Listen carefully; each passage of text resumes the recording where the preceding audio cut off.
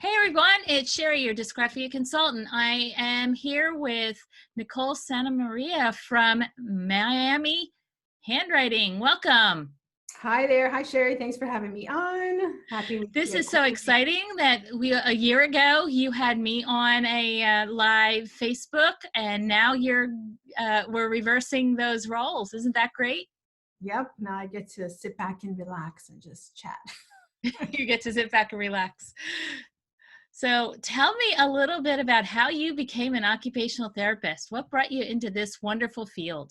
So that's actually kind of a little bit of a strange story. My sister and I are very close in age, and I was studying accounting by default because I didn't know what else to do with myself. And my sister wasn't sure what she was going to study, but she had, I guess, some career people come in, and she's like, "Oh, I'm going to go to the hospital and like observe these people." And I was like, "All right, I'm going to go with you," because I wasn't too sold on the whole accounting piece. And then we did the observation. Obviously, this was like a long time ago. So they had OT and PT in the same room. Mm-hmm. And I also thought I was more inclined towards PT. But then the PTs were like touching people's feet and like working so hard and having to carry people. And then the OTs, back in the day in rehab, they had all the fun toys and they had a driving program and they had the cool reacher. And I was like, oh, yeah, that's what I want to be when I grow up. So I got the degree in occupational therapy, and then she got the finance degree. So we like flip-flopped. Switch. She's like, okay. She says too wishy-washy for me, these therapies. And then we switched, and I've been an OT since 1995. Oh, so we're about the same. I got my certificate in 94. We didn't even need a master's degree back then. It was a bachelor's program. Mm-hmm. And then take our licensure, and it's been a great career. Whenever I get a chance to talk to anybody, like, what are you going to study? And then they think, oh, maybe OT. I was like, yes. Because I've always had such a great experience. Like, you can always switch what you do. You can work with kids, with old people, babies. Even within the school setting, there's so many areas that you can work in. Ain't that the truth? And now we have like the internet, so now it's a whole other ball game. So I'm like loving that I chose this career. Wonderful. Love it. Yeah, so and I think say that again. More or less, we've been OTs for about the same amount of time, right? Yeah, we have. So you serve students in a very unique way. Can you tell us about that? So, well, I can tell you, like, I have like different parts of my work that I do. So I'm the charter school occupational therapist, which gives me... Charter means in person or cyber? No, in person. Like, okay. I go to the schools, and that gives me a very unique insight into what actually happens in the schools every day, right? Mm-hmm. I'll go back and we can talk more about each one. Then I have like a private practice office where, people come to me. So I get to hear a lot from the parents, right? So I'm hearing a lot from the parents. I'm seeing the child in this magical therapy room. And then on the flip side, I get to see the child, not the same child, but more or less the child in a classroom, school setting. And I get to hear a lot from the teacher. So I feel like I get to hear the best. You get the balance. And the worst from both sides. And I really get to see the struggles that there are between what happens in the classroom and what happens at home, and the communication between teachers and parents. And I always try and bring the perspective from the parents' piece to the school. And I definitely try and bring the school piece perspective to the parents. And I think that's kind of like a fine balance, because at the end of the day, that's what's going to help the kiddos the best, right? So do you have anyone that works for you, or is your caseload years and years alone? My caseload is mine and mine alone. Right now, there was a time where I had more schools and I was going to look into getting a coda. But what I did was I decreased the schools. I kept like my 3 main schools, and that's a good fit, because then I can work on my practice and I have my online courses and stuff happening too. So what kind of caseload do you have? So the children that come see me in my office are children mainly that really struggle with handwriting. So, Okay. and I always say it's the same phone call that I get. My child is very smart. My child is in 3rd grade, 4th grade, even 5th grade. They get great grades. They're gifted, but they cannot write and nobody can read their handwriting. And sometimes That was the inspiration behind my book. My kids can read, they can do math, and they can't write. And they can't write. And sometimes that's really the case, but a lot of times, it's not just the handwriting is like the symptom that comes up, right? Mm-hmm. Always. That's like obvious, right? We can all see that. Whether you're a teacher or a therapist, you see, oh, their handwriting, we can't read it. So sometimes it really is that, it's just the handwriting, but a lot of times it's really, when you start asking the right questions, I feel like I have like part of me that's like Barbara Walters, because I ask a lot of questions, which drives my family insane. But it's good when I'm having that first conversation with a parent, because then we find out, yes, they get straight A's and they're this and they're a wonderful student, but then we find out that they go to this tutoring center and that they have to study this many hours to pass this test, and that I rewrite all the notes with them. And basically they have all this extra support at home, right? I'm sure you know that too, that leads them to be this great, wonderful student. So that's a very different profile than the kids that just get, A's and B's just because they listened in class and took the test next week and they did well. Right. Right. So the one that has to really work at it and get support is definitely a different profile. You're right. Profile and pointing out to the mom, like I had one mom and I said, okay, so what I'm hearing is that, yes, this is what his grades reflect, but he spends X amount of time in this tutoring and you guys spend X amount of time a day helping him. Yes. And I said, so are you comfortable with me saying he gets these really good, he has a lot of extra support at home in order to get these good grades? And she's like, oh yeah, that's what's happening. And they don't put it, the parents don't put it together. Right. And I said, that's a very important way that you have to say it, because when you're speaking to a teacher, when you're sitting in a table in an IEP meeting, it's very different. We're going to look at his paper and say, oh, look, he has straight A's. Okay, great. But the piece that we can't see is that he's doing, 3 hours of extra one-on-one support basically at home, which really lends us to that's how much they're struggling in the classroom. Right. So I think I drifted off a little bit. No, that's all right. So what I wanted to find out is like the numbers of kids that you're seeing. So you're seeing kids in the cyber school, you're seeing kids in private practice. About how many are you seeing a week? It varies. In my office, it can be, because one of the things that I do for my in-house office people is when I'm onboarding the parents, having that initial conversation, I let them know that they are very much part of the team. So I expect them, if we're going to work together, that we are going to work together. So I'll come in, I'll meet with the child, and then we set up a session. So every time that I meet, you guys have something to do at home. And it's not just little Johnny's going to do it by himself. Like I need little Johnny and his awesome adult to kind of do it together, because homework with support, get it done and not try to just do it. And I'm very specific, so nobody's guessing what to say. Nobody's guessing how much to say, what not to say. It's very specific. It's very short, but we know that they need, a certain amount of interventions, repetitions, successes when they're learning a new skill, especially with handwriting. So I don't do this for a long time. Yeah. So you're asking your parents to join you in your sessions. Yep. They come in, they chat. We leave a part of the session so that they can see what I'm doing. We have a folder that goes back and forth, because I tell them that my magical wand does not extend. So you have a caseload of like 25 to 50 kids? No.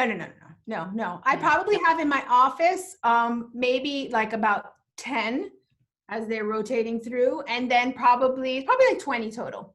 And then in the schools, okay, 20, but there's always so many referrals, and it's always for handwriting. It's all right. always handwriting. So you and I have a very similar platform. I'm in cyber schools, so I'm working with one-on-one with the kids, and I'm traveling to where they live because that's where they go to school. So my caseload is about 4 a day, and I only work with kids twice a week. So I have 8 right now. Okay. Yeah. I don't have 50. Like, Yeah. no. Yeah. I don't know how some of those OTs that are in schools do it. And that when I ask that question and I hear some of the numbers, it blows my mind. Yeah. And and I guess that's why I'm lucky that I'm at these charter schools, because we don't have, You have smaller we have smaller amounts of kids. We have other smaller struggles. numbers to pull from. We have other struggles, definitely, but we don't have this Right. huge amount of kids. Right. Like, I know a lot of Do you have schools, are you at a specialized charter school, like an autism school or a dyslexia school? oh, no, I would love to have a dyslexia school, but no, we don't No. have them. In Okay. in So South just a Florida, general. Is we it a have private general education. is it a private charter or is it a public charter? They are all public charters. They're run by a private management company, but we don't have, like, here in South Florida, we don't have any special schools. Like, it's a general ed setting, and the kids go into the setting, and then they get related services. There's just OT, they get speech, they get collab, and then they have a general ed teaching in charge of their learning. So if you're dyslexic and you have a general ed teacher, she's in charge of teaching you to read. And Got it. I'm going to leave it at that. I got it. That's definitely a struggle. Yeah, there's no dyslexic schools down here, which is a big problem. That's a shame, but we need more of them. We need more of them. We don't have any of them. I mean, they're private. The ones that are here are private. Like, I know some really great ones, but they're all private. And they'll take McKay that it won't even cover. Right. Yeah. The tuition for those private schools is really high. Yeah, but because it's a lot that they have to, a lot of support that they need. But yeah. So yeah, we do get, like, in the schools, all the referrals are for handwriting. And I think one of the questions you were going to ask me was, what's the most frustrating piece? Let's just get to that one. So the most frustrating piece of being in the schools is that the teachers do not get enough support. Right. To support these kids, these special ed kids that are in their general ed classroom. So for example, I had a little one that they requested an evaluation. So I start my preliminary interviews with the teacher. Oh, because we're taking off points of handwriting. This is in kindergarten. But he has an accommodation that says not to penalize for handwriting. Oh, geez. But no. So then I had to go and I had to understand that if they are measuring the skill, you can't use that accommodation to measure the skill. And I was like, okay, so you guys understand this makes no sense, right? Because I talked to like several people. So like if the reading ones, right? If they have the things need to be read out loud to them, well, that's fine. But if they're doing a cold read that measures their reading level, then we have to let them read it, right? So that is one of the frustrating pieces. And then just to say, like, okay, well, they're not even teaching handwriting in kindergarten, but yet he's stuck in the middle because he can't write, but nobody has ever had, forget about intervention from me, like nobody's actually taken the time to show him how to make an A. Right, in the way that he understands it. So that is the most frustrating piece. Yeah. And it's really because the teachers don't get the support, like my dyslexic kids that are, and they don't call them dyslexic anymore. They put them under that. An umbrella of the specific learning disability. And they don't have dyslexia, but they do have dyslexia. And then, they've repeated third grade and they're doing third grade for the second time, but they still can't read. Like, we're like, the kids are stuck in a system that can't serve them. Yeah. And it's not the parents' fault. It's not the teacher's fault. I mean, it's a system. It's a system. But I feel like at some point the teachers, the administrators have to empower themselves and be like, okay, I want a training on dyslexia, because if I'm going to have these dyslexic kids in my class, I need to know how to teach them. Yeah. And I feel one thing that really surprised me when I started researching this project is the number of credits that a teacher has in reading is only 3 in the 4 years that they go and get a bachelor's degree. for regular education, and they get 0 in handwriting. So it really was surprising to me. I thought they'd get more information about reading up front, but they don't. Yeah. So the system is probably starts with the universities, right? It needs to start even before that. Yeah. Yeah. Yeah. But that's the most frustrating part there. And the most frustrating part, I guess, in my practice, I mean, I'm pretty good at explaining to the parents what's expected of them. It's just sometimes if they can't follow through, right. Then we're follow through and carry over. Really take an empowerment from us to motivate the parent. Yeah, I'm usually pretty good at getting them to understand initially, right? Because I don't want to start and then so. Yeah, I understand how you feel. So what is your favorite do-it-yourself treatment tool? Oh, I have so many. Like as the years have gone by, I have like less and less stuff that I need to like take with me. You're not the only one. As we're getting older, who wants to carry it? I see like some people's like their OT cars and their trunks, and I'm like, oh, I can't have all that stuff. First of all, in the schools, we want to be in the classrooms. We want to be where the struggles are happening, right? I'm lucky the schools that I'm at now, I do have a nice room and I have, stuff. So I do pull out, but a lot of times being in the classroom is really where we need to be, right? Especially OT, we are a related service. Yeah, the co-teaching model is where our profession needs to filter to. Yeah. So, just kind of, you can plan all you want, but if you walk into a classroom and they're doing something magical, that's magical for everybody, and your kid is struggling, then that's where you need to be. And helping them build, and then pass along, little nuggets that can help the classroom teacher while you're not. And they're going to end up helping all of the students in the classroom if you do it right. Yeah. Yeah. And usually if you do it right and you're respectful and not stepping on anybody's toes, the teachers are usually really happy to have me walk in, Yeah. Yeah.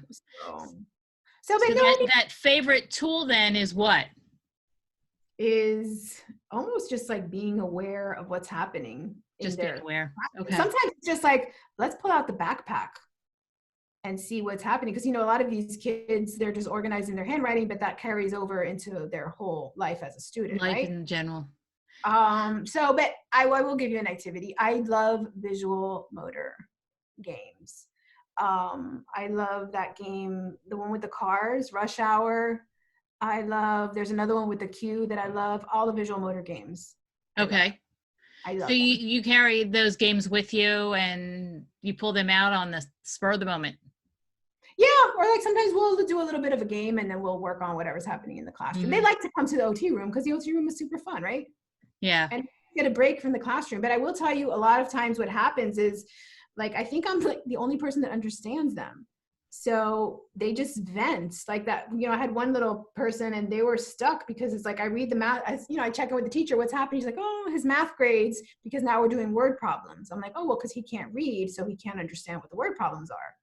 So we have to read the questions to him per the IEP accommodations that say upon request. My little third grader that is doing third grade for the second time, he is not going to raise his hand to say, can you please read this to me?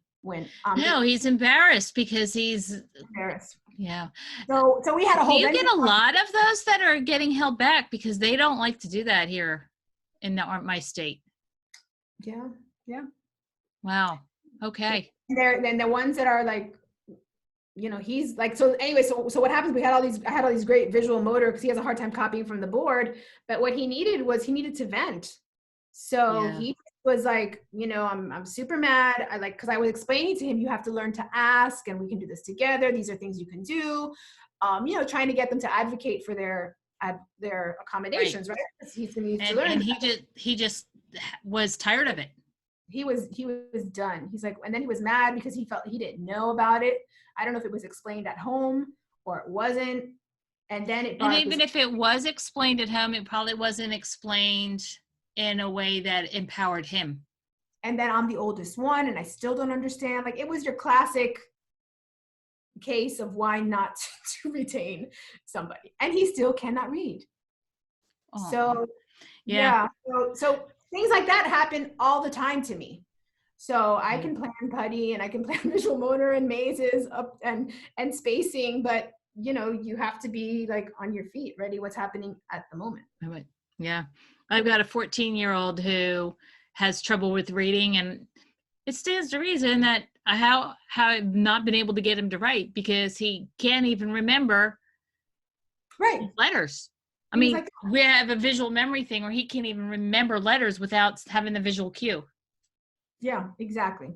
So things like that, they're like, oh, when are you going to work on his handwriting? I'm like, well, he kind of needs to know his alphabet, so I kind of need to work on his, you know? Yeah. Yeah. So that's my favorite activity in the schools, just being on hand, but I do love all the visual motor activities. And in my office, I kind of, I like when we get to the piece that we get that speed piece and they start checking their own work and kind of being able to do it, and then they make less mistakes or they get faster. I do like that part because that means like they're feeling really good. Their parents are like, oh my gosh, you know, their parents are playing the game. So I do like that piece. Yeah. So you're empowering them to check their own work. Yeah, they have to. Yeah. They have to. You know, and you know, at school, so many things happen when they're sitting in the classroom that it takes a while for it to like really carry over 100%. But even just a little bit of progress with spacing and letter size makes a huge difference in people being able to read their work. Right. And then being able to read it, you know? Yeah. And I don't think that, like, I don't know if we're going to talk about this, but maybe we should. You know, there's always that, like, oh, that OTs aren't handwriting teachers. Yeah. So go ahead. Go for it. Talk to me about it. I'm not teaching, like, I just wrote, like, a blog post about this. Again, you know, I've been like an OT for 200 years. So that task analysis that they talk to us like back in the day, like I find like the more I'm in practice, the more that task analysis, like that's like a huge umbrella, right? That's why under task analysis, which is one of our frames of models, like that's why we can be in the nursing home and teach somebody that had a hip replacement how to put on her underwear. It goes under that whole task analysis. So if we have a student that their symptom is, you know, the elderly lady her symptom is she needs to put on her underwear, she needs to get dressed.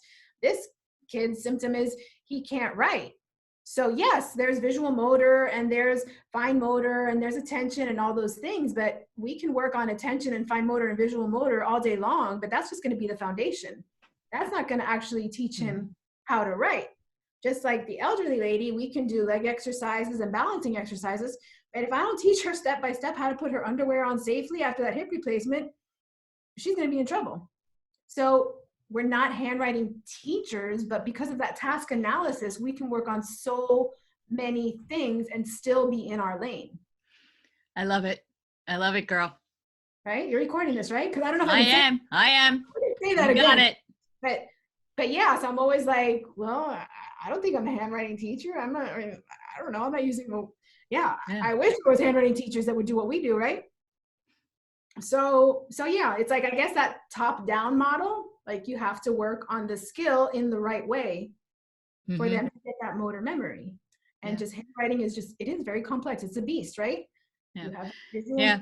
I was just talking with another therapist about how foundationally developmental the whole sensory motor and memory piece is to handwriting. Of course. Yeah. So, but it is one of those things that you actually have to work on the skill in a way that's meaningful and purposeful for the student. Right. To get it. So if it's not meaningful, they're not going to get it. Even no matter how much you work on it, if they don't care about it, they're not going to get it. Actually, that's another thing, because a lot of the kids that I work with are older. If I can't get that like why from them, that buy-in, like it's almost like confession, I'm like, all right, people are like erasing your work, they're asking you to do it again. Like you have to have them like rehash all those negative things that have happened for them to be like, okay, yeah, I'm done. I'm done with everybody on my case. Let's work together. Let's finish this. Yeah. Yeah. And then sometimes it's like they're not ready, you know? And sometimes they really do have other things that they need to work on, and handwriting is the least of their struggles. But again, it's a symptom that comes up. It's easy. It's safe. It's safe for parents to talk about their kids' handwriting versus it's attention, they're not engaged, other things that could be a little bit more with a stigma, maybe. Right. They're not that comfortable. And then I have to Right. explain to them, well, I think you need to do these things before we even worry about, like, I'm more concerned about other areas of function. You go, girl. So how does dysgraphia impact your day? Well, you know what, that's interesting, because when I just did a bunch of workshops for legible handwriting for kids, which is an online program. And some of the questions were, is this okay for this diagnosis, like dyslexia? Nobody asked about dysgraphia, but my answer would have been, if they would have asked, it would have been, there's many stages of dysgraphia, right? And you break that down in your book. Awesome, right? From not being able to write a letter, a word, to not being able to write paragraphs, right? Correct. So we have to still give them the opportunity to try and get through the stages, to get that legible piece, which is the accuracy piece, and the speed, so that the handwriting becomes fluent, right? So many times we hear, oh, they're dysgraphic so that they can, they're going to have to use a keyboard. Well, guess what? If my friend is third grade and he's 9 years old, he doesn't have really the skills to be fluent in a keyboard until later, a few more years. So what do we do in the meanwhile, right? Right. I'm an advocate for, let's teach both, but continue working on the handwriting and start teaching the keyboard. But I really, I'm a Mavis Beacon kind of an instructor. I really think that learning where your fingers belong on the keyboard is necessary, and we are teaching them too many alternative routes. Exactly. Some of the other programs. We only have certain amount of energy to work on certain things. So now I'm going to be teaching them how to use this keyboarding program, and this, I'd rather them like, okay, let's dive headfirst 8 weeks into getting some really good legible handwriting components, some good purposeful, meaningful practice. Like, put all your brain power towards one thing instead of doing, oh, let's do this, let's do that, let's do this. Because if everything is, again, that task analysis piece, if we break it down for them enough, they get it, and I'm always like, I don't have to deal with I don't have to diagnose anybody. Your diagnosis doesn't depend if I can work with you or not. That's correct. That's correct. So it doesn't mean that I can't take that information, but every kid that's dysgraphic is totally different. They have some things in common. Every dyslexic kid is very different, right? Every child that has a diagnosis of autism is very different. That was one of the questions that came up. And I was like, I don't know your child. They do need to be engaged. They do need to be able to interact. We do need to be able to have, a conversation. They do need to be able to write, right? Yeah. So those are things that we need, not so much the diagnosis, right? Correct. I agree with you. I agree with you. That about your book, how you broke it down into pieces, right? Yeah. I really am not an advocate for the diagnosis and having it. I'm looking at, okay, let's address the symptoms and work on the symptoms. Exactly. I do think that the right diagnosis helps teachers. Yes. Because, and that's what I find that happens with this SLD, diagnosis specific learning disability, they don't really get that. No, they don't get it. No. So they don't know to look for extra help. They don't know to, you're not, like I can look dyslexia and take a course in dyslexia, but I can't take a course or read something or read a journal about specific learning disabilities. That's why I include specific learning disability in a lot of what I'm teaching. Yeah. So, I'm always happy that we don't have to diagnose, right? Yeah, and really. So how's the collaboration with special education in your environment? Well, we don't have the collab teachers that come in and work with the students. I believe those have a special education background. I'm not sure what the extent is, if it's a certification, if their whole degree is. But our teachers that work with these kids are general ed teachers. So the collaboration can vary. It can vary. Yeah. So before I ask you my last couple questions, do you have any questions for me? I want to know when your next Dyscalculia book is coming out, because I know When that the was Dyscalculia book is coming out. Well, what happened with the Dyscalculia book? coming out, because I know that was on your radar. It is on my radar. What happened with the Dyscalculia book is, as my co-writer and I were working on it, we realized that she needed to get some other pieces of math out of her system, because as she was talking with me about things, I kept saying, yeah, but that's not the special circumstances that really brings a kid into special education. That's a general math thing. So what we have done is she's actually written a book, and she's broken math down into 4 quadrants. And her book is actually coming out in June. And then we are starting to work on the Dyscalculia book, which is really only one of the 4 quadrants. We were supposed to start working on it tonight, but we're going to end up starting to work on it next week because of some other circumstances that have happened. We had to cancel our meeting tonight. So Dyscalculia has been one of those things. I've been doing a lot of education with her. So I'm learning about math in general, but what I'm finding is the pieces that go along with the Dyscalculia that really fit the special education part of math are really how to get it down on paper, which comes back to the Dysgraphia. Yeah, because you also have you have those kids that math and science are such a struggle. Mm-hmm. But when you look at it, the struggle is that it's the writing it down on paper. So is that Dyscalculia or is Dysgraphia of numbers, right? Like what's the... So what I'm finding is really the supports and the pieces that I will be able to provide are pieces that I've already taken out of this book, right, and that I'm putting into a different format that revolves and helps math teachers. But I have learned a lot by working with her over the last year. She's a teacher, and she's learned a lot by working with me. But I love her "What do you see, what do you notice?" And it really has empowered my kids.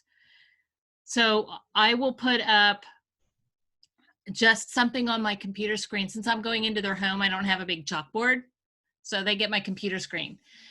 And one of the ones that I've been putting up recently is on my screen, all they see is RHNK. And I say, what do you see? What do you notice?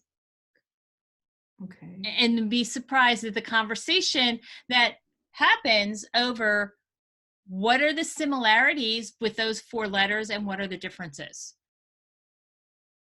Okay. So they're lowercase. So what do you see? What do you notice? That's the big takeaway I can share with you about some of the stuff that we're working on with the Dyscalculia, and is really like looking at what is in front of them and how can they get that information on paper.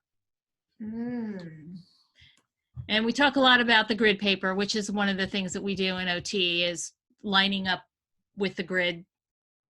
The graph paper? With graph paper, yeah. Do you find that works really good though?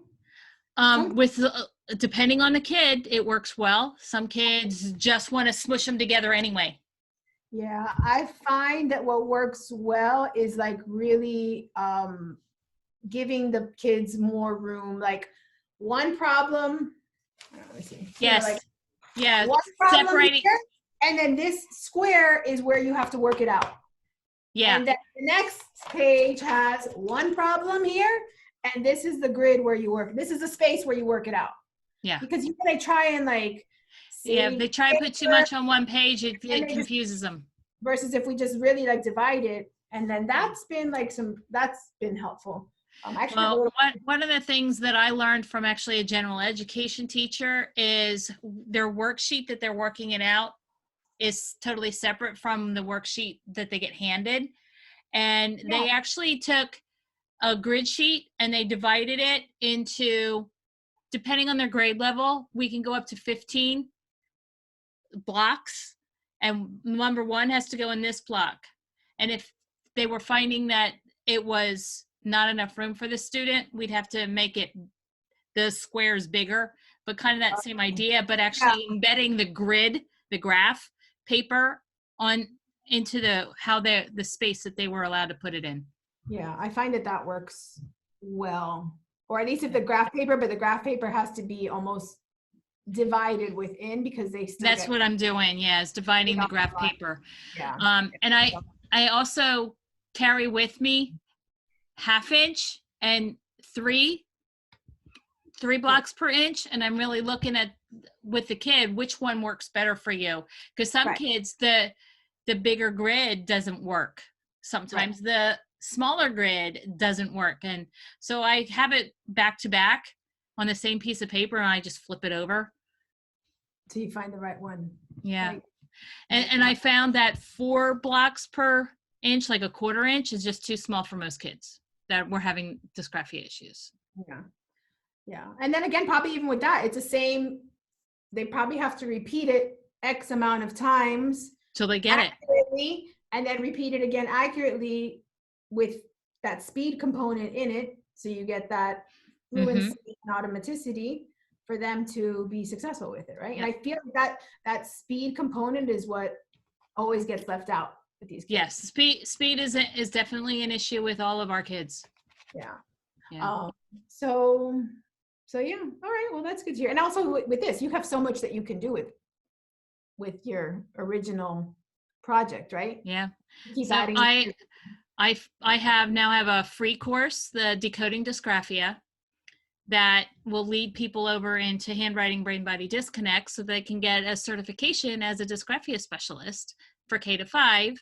And I have one of the students that has graduated from my course working on a middle school, high school program, and one that is working on a preschool program.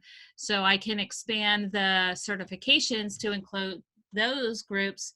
And then to close out, to become a dysgraphia consultant yourself, I'm also working on a college work level program. So my plan is to have the 4 different levels. And then once you finish all 4 levels, then you can have a full certification. That would be great. And then have the universities use it as part of their curriculum. And then, yes.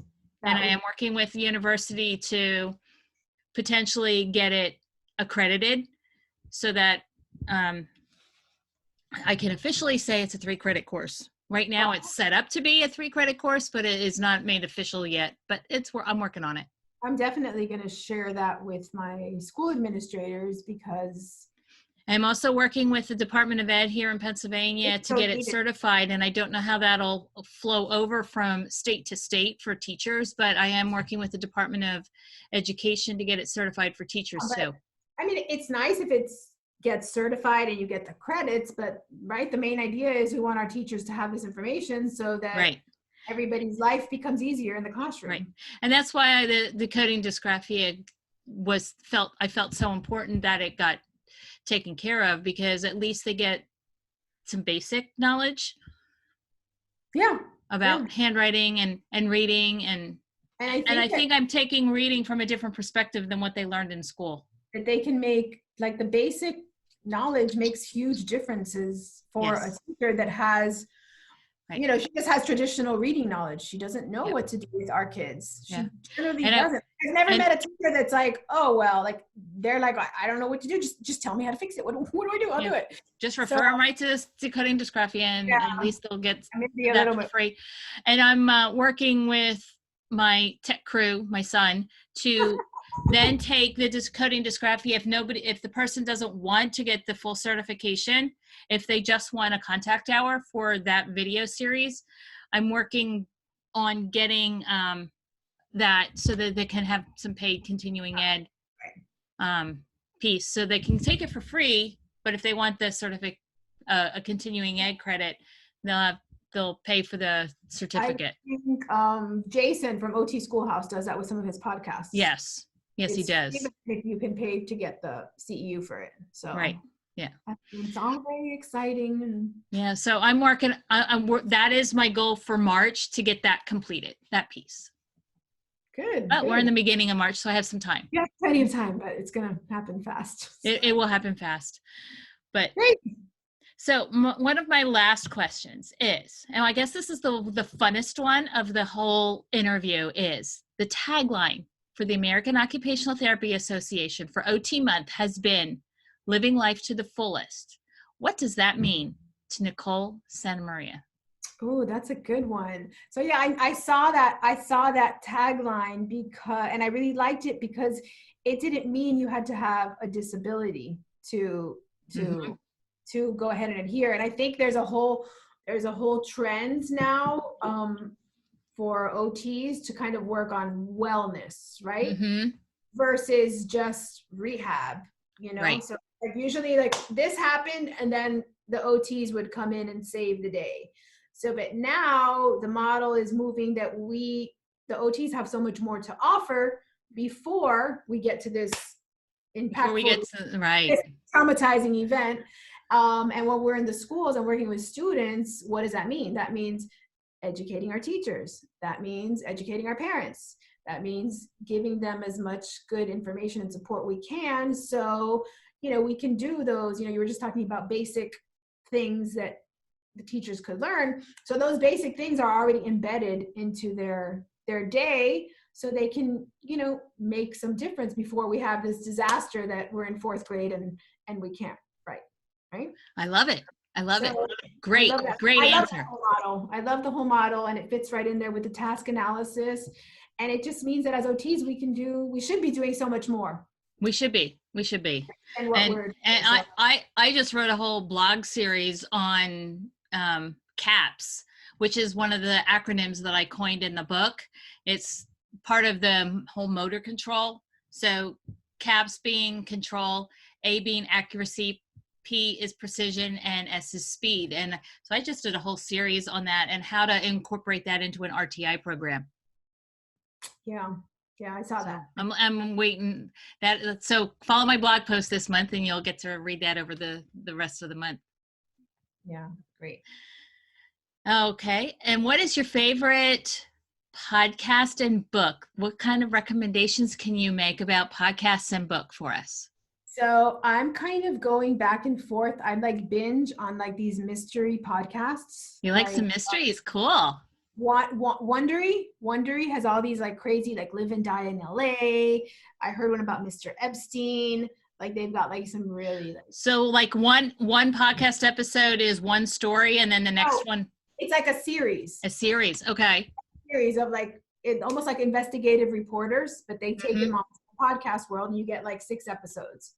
I flip between those, and then I flip between like my online marketing people, and then I pop into like my OT people. So I kind of like you do a little bit like I do. I do a business and then I do OT, and it depends on where I am that week. I just finished listening to one was Tilt Parenting that I had never heard hers before. Tilt Parenting, and then another one was the ADHD parent, and hers was actually really interesting because she was talking with a neuropsychologist about kind of what happened to my little student, about retention, not retention. How as a parent do you have that conversation with the ADHD parenting one that is red and white? Yes, I took a screenshot of it because I'm gonna share about ADHD parenting. Okay. And then the other one was Tilt Parenting, which is actually. Oh yes, I remember that one. Yeah, and I never heard of them before, and they were really good. I think they're really helpful for lots of parents too, and for therapists and teachers and all of us. So. Yeah, here's one that I didn't talk about before, but check out the Fringy Bit. Fringy Bitch. Fringy Bit, BIT. Okay. I understand the misunderstanding of the language. Forgive us. Fringy Bit. It's parents of kids who are twice exceptional. Really highly intelligent kids who are struggling. Heather and Jonathan. Yeah. They're fun. They're characters. Yeah, but I do like he is English. He is English and he has such a British accent. Oh, that's fun. That's fun. Yeah. So how about a book? What book do you recommend? I actually go back and forth between like these type of like my books mirror um my podcast, right? Um, so right now I'm actually listening to Story Brand. Are you? Did Yeah. you buy the new book? No, it's not out yet. I just said, I oh, know. let me start listening to that one. And I'm trying to think the last like fun novel that I listened to was, I can't remember now. I guess it's been a while. I do like the mystery ones too. I Yeah. like the John Grisham ones that, you know, Uh-huh. and then I like just what's the one that was a movie? Anyways, I can't remember it, but I like the light and fluffy ones. And I like the mystery ones. I like Yeah. them all. I've read Story Brand. I actually belong to one of their programs. I'm looking here. I'm trying to reach it. It's not going to work. Hold on. You got to read this book. If you like mystery, you got to read The Elixir Project. It's Okay. great. Yeah. Okay. And the author has it written in a screenplay, and it's being submitted to see if That's we can get a exciting. movie made out of it. Ooh, I'm gonna write that down because I forget. The Elixir Project. I can put it in our document too. And then yeah, So share with us a little bit about some freebie offers that you have for the. yes. So this is going to be a developmental playbook, and it basically is going to give parents ideas and strategies on how to get the foundations of handwriting. We talked a little bit about that. So gross motor, visual motor, and fine motor skills. And it has text, it has activities, and then it has videos that goes into it.